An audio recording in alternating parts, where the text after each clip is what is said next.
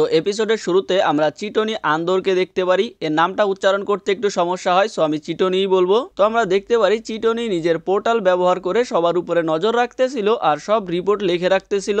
Last একটা portal open করে ও অবাক হয়ে যায় আর বলে যে ওইটা ওদেরকে কেন বলতেছে। এখানে আমরা দেখতে পারি ডিয়ার খুবই রাগান্বিত ভাবে ওর এনিমির দিকে তাকাইছিল, যেটা দেখে ব্রো বলে যে ও তোমার শত্রু হইলেও এইভাবে তাকায় থাকতে পারো না। এইটা শুনে ডিয়ার ওর দিকে রাগান্বিত ভাবে তাকায়। ব্রো ওরে বলে যে তুমি নিজের ইচ্ছাতে ওই পোর্টালের মধ্যে আসছিলা, তোমার কি রুডোর জন্য চিন্তা হচ্ছিল এই জন্য। যেটা শুনে ডিয়ার আরো রাগান্বিত ভাবে তাকায়। অ্যাকচুয়ালি আসলেই ওর চিন্তা হচ্ছিল বাট প্রকাশ করতে চায় না। তখন বান্ডুস মানে ওই রেইডারটা ব্রোকে জিজ্ঞাসা করে যে এইটা ওর আপন বাচ্চা কিনা। ব্রো বলে যে যদিও ডিয়ারের সাথে ওর রক্তের সম্পর্ক নাই তবে ওর আপন বাচ্চার মতোই, আর ওরা এখান থেকে তাড়াতাড়ি বের হইতে চায় যাতে ডিয়ার গিয়ে ঘুমাইতে পারে। বান্ডুস ডিয়ারকে ছোট বাচ্চা বলে ডাকে, যেটা ডিয়ারের একদমই পছন্দ হয় না। ব্রো বান্ডুসকে জিজ্ঞাসা করে যে আসলে তোমার কাহিনী কি, তোমাকে দেখে তো মনে হয় না তুমি আমাদের সঙ্গে ফাইট করতে আসছো। বান্ডুস বলে যে একদম ঠিক বলছো, ফাইট করার আমার একদম মুড নাই, এইখানে তো আমি শুধু বসের অর্ডারে আসছি। ব্রো বলে যে তার মানে তুমি এখানে যেটা নিতে আসছো ওইটা পেয়ে গেলে আমরা এই লড়াই স্কিপ করতে পারি। বান্ডুস বলে যে এমনটা না, আমি যেটা চাই সেটা তোমাদেরকে হারালেই পাবো। এর মধ্যে ডিয়ার ব্রোকে ডাকতে শুরু করে আর ওরে পাশে একটা মেকানিক্যাল ফিঙ্গার দেখায়। এরপরে বান্ডুস নিজের পাওয়ার অ্যাক্টিভেট করে, যার ফলে ওর কাঁধে থাকা ওই যন্ত্রটা থেকে এরকম মেকানিক্যাল কিছু পার্টস বের হইতে শুরু করে। বান্ডুস বলে যে আমি এইখানে কিছু ইনফরমেশন কালেক্ট করার জন্য আসছি, সো তুমি যদি ওই ইনফরমেশন গুলো আমাকে দিয়ে দাও তাহলে আমি তোমাকে বলবো যে তোমরা হেরে যাওয়ার পরে তোমাদের সঙ্গে কি করা হবে। তো চলো এবার তোমাদের বস করবাস সম্পর্কে বলো। অন্যদিকে আমরা করবাসকে অফিসে বসা দেখতে পারি। তখনই সেইখানে স্যামিও এসে দরজা খুলে আর সাথে সাথে করবাসের ঘাড়ের ট্যাটুর মতো আঁকা যে চোখটা আছে ওইটা কিছুটা নিচে নেমে যায়। আর করবাসের এই টাইপের পাওয়ার সম্পর্কে কিন্তু কেউ জানে না, আর আমিও জানি না যে অ্যাকচুয়ালি এখানে কি পাওয়ার ব্যবহার করছে। বাট আমরা বুঝতে পারি যে করবাস কিছু তো একটা সবার থেকে লুকায় রাখতেছে, কারণ করবাসরে সবাই কিন্তু একজন নর্মাল হিউম্যান মনে করে। যাই হোক, স্যামিও এসে জানায় যে একটা ইমার্জেন্সি আছে, আর ওই ইনফরমেশনটাই দেয় যে কিছু ক্লিনারদেরকে রেইডাররা কিডন্যাপ করে নিয়ে গেছে পোর্টালের মাধ্যমে আর তাদের খোঁজ পাওয়া যাচ্ছে না। স্যামিও জানায় যে এই ইনফরমেশন গ্রিস দিছে আর গ্রিস চায় যে তাড়াতাড়ি যাতে আমরা ওদেরকে খুঁজে বের করি। আর বলা যে আপনি চকার কেন পরা নাই জানেন তো, এইটার মাধ্যমে আপনার সাথে আমরা তাড়াতাড়ি যোগাযোগ করতে পারি। তবে আমরা করবাসকে খুবই চিল মোডে দেখতে পারি ও স্যামিওকে বলা যে আচ্ছা ঠিক আছে স্যামিও, যারা ফ্রি আছে তাদেরকে রেডি করো আর আমি আমার ব্রোকারদের থেকে ইনফরমেশন নিতেছি। এদিকে আমরা দেখতে পারি ব্রো বলে যে আমি তোমার এমন কোনো ইনফরমেশন দিব না যেটাতে ক্লিনার্সের ক্ষতি হয়। বান্ডুস বলে যে ও তো শুধু কিউরিওসিটির জন্য এগুলো জিজ্ঞাসা করতে চায় আর এই বিষয়ে রেডার্সরাও জানতে পারবে না। তবে ব্রো যদি এই প্রশ্নগুলোর উত্তর না দেয় তাহলে বান্ডুস এইখান থেকে সরবে না, যার ফলে ডিয়ার গিয়ে ঘুমাইতেও পারবে না। তো ব্রোর কাছে আর কোনো অপশন থাকে না, ও উত্তর দিতে রাজি হয়ে যায়, তবে বলে যে আমি শুধু সেই উত্তরই দিব যেটা আমার কাছে ঠিক মনে হয়। তখনই বান্ডুস জিজ্ঞাসা করে তোমার বসের ফেভারিট খাবার কি। আর এমন অদ্ভুত প্রশ্ন শুনে তো ব্রো শকড হয়ে যায়। তবে ব্রো নিজেও জানে না যে করবাসের ফেভারিট খাবার কি, আরো আন্দাজে বলে সম্ভবত মিষ্টি হবে। এরপরে আরো সব আজাইরা প্রশ্ন করতে শুরু করে যে বয়স কত, কি করে ফানের জন্য, আর এসব সিম্পল জিনিসের খবর কে রাখে ভাই। সো ব্রো নিজেও এইগুলো সঠিক উত্তর জানে না, যার কারণে ওর কাছে প্যারা মনে হইতেছিল আর এসব আজাইরা জিনিস দেখে ডিয়ারের বোরিং লাগতেছিল। ফলে ব্রোর মনে হচ্ছিল যে ওই দুইজনের মধ্যে চিপায় পড়ে গেছে। আর বান্ডুসকে বলা যে বিশ্বাস কর ভাই, এইগুলো সম্পর্কে আমি কিচ্ছু জানি না। বান্ডুস বলা যে আচ্ছা তাহলে মনে হয় এবার আমার পালা, তোমরা যখন হেরে যাবা তখন তোমাদেরকে ট্রাশ বিস্টকে খাইয়ে দিব।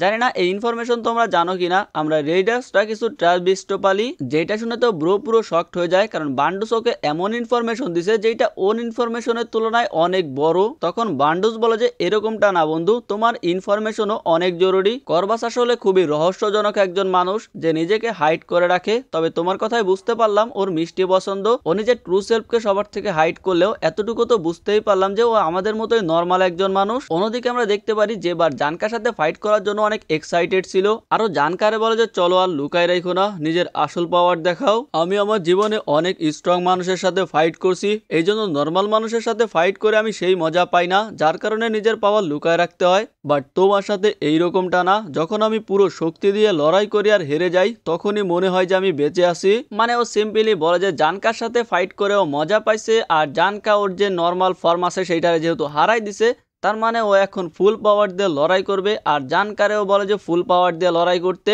মানে ও ভাবতেছিল যে জানকাও মনে হয় ওর মতো নিজের পাওয়ার হাইড করে রাখছে, জানকা এর থেকেও পাওয়ারফুল, আরও জানকারে ফাইটের জন্য রেডি হইতে বলে। বাট আমরা তো জানি এইটাই জানকার হাই লেভেল, মানে ওর আর কোনো দ্বিতীয় পাওয়ারফুল ফর্ম নাই। জানকা এইটাই ভাবে যে ওর কাছে আর কোনো রাস্তা নাই, ওকে এইভাবেই ফাইট করতে হবে। অন্যদিকে আমরা জোডিয়ালকে দেখতে পারি যে স্পেয়ার থেকে পড়া আবর্জনার কথা ভাবতেছিল, আর ওর কাছে মনে হয় স্পেয়ার এমন একটা জায়গা যেখানে মানুষের কাছে প্রয়োজনের তুলনায় অতিরিক্ত জিনিস। জোডিয়াল বলে যে লিভিং ক্রিয়েচার অনেক মিস্টেরিয়াস হয়, ওরা নিজেদেরকে পরিবেশের সাথে মানায় নিতে পারে।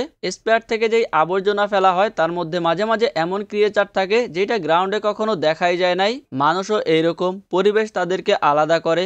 আমি গ্রাউন্ডের, তুমি স্পেয়ারের, কিন্তু তারপরও তোমার আর আমার চোখের দৃষ্টি কিভাবে একই রকম। আর যেবারও আমাকে এইটাই বলছিল, এই জন্য তোমার প্রতি আমার ইন্টারেস্ট হয় আর আমি তোমার সাথে দেখা করার জন্য চলে আসছি। রুডো বলে যে ভাই তুই যদি দেখাই করবি তাহলে সরাসরি দেখা করলেই তো হইতো, আর তোমার স্পেয়ারকে হারানোর যে প্ল্যান ওইটাতেও সঙ্গ দিতাম, কারণ এমনিতেই আমি নিজেও স্পেয়ারের মানুষকে মারতে চাই, কিন্তু এইটাতে এই ভাইবো না যে আমি তোমার মতোই। আর ক্লিনারদেরকে এর মধ্যে টানা বন্ধ করো। জোডিয়াল বলে যে এইখানে এমনও মানুষ আছে যারা স্পেয়ার থেকে পড়া এই ময়লাগুলার পূজা করে, কারণ ওরা মনে করে যে এইগুলো গডের আশীর্বাদ আর এইগুলো হেভেন থেকে পড়তেছে।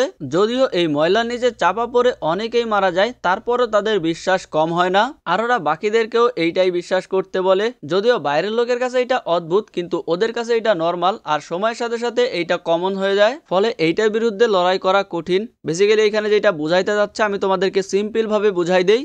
মানে মানুষ যখন দেখবা যে কোনো কিছু অন্ধবিশ্বাস করে, তখন কিন্তু তুমি ওরা যতই বোঝানোর চেষ্টা করো ওরা কিন্তু সেই অন্ধবিশ্বাস নিয়েই থাকবে, কারণ ওদের আগের জেনারেশন ওদেরকে এইটাই শিখায় আসছে। মানে তোমার কাছে কোনো একটা জিনিস অদ্ভুত লাগতে পারে, কোনো একটা প্রথা বা অন্ধবিশ্বাস যাই হোক না কেন, বাট ওদের কাছে কিন্তু এই জিনিসটা নর্মাল। যাই হোক, এই কথাতে রুডোরও স্পেয়ারের কথা মনে পড়ে, কারণ ওইখানে মানুষকে পিকে ফেলা একটা কমন বিষয় হয়ে গেছে, যার কারণে এটার বিরুদ্ধে কেউ বলেও না। জোডিয়াল বলে যে এইটা একটা পয়জনের মতন যেটা সবার ভিতরেই আছে, এটার বিষয়ে তখনই জানা যায় যখন এটা বের হয়ে আসে, আর এটা তখনই হবে যখন তুমি কাউকে গোড়া থেকে নাড়িয়ে দিবা। কার্স এমন একটা জিনিস যেটা মানুষের ট্রু নেচারকে বের করে নিয়ে আসে। তোমার সাথেও তো এমনটাই হয়েছিল রুডো, যখন জেবার তোমাকে শক করে দিছিল তখন তোমার পাওয়ার বের হয়ে আসছিল।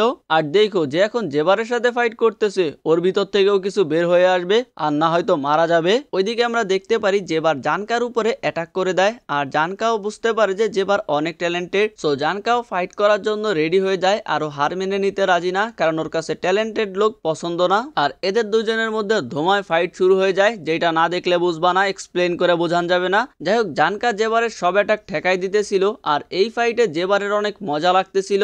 ও চারোদিকে ধোয়া ধোয়া করে ফেলে আর ওর ভিতর দিয়ে জানকার উপরে অ্যাটাক করতে শুরু করে, জানকাও সেইগুলোও ঠেকাই দিতেছিল।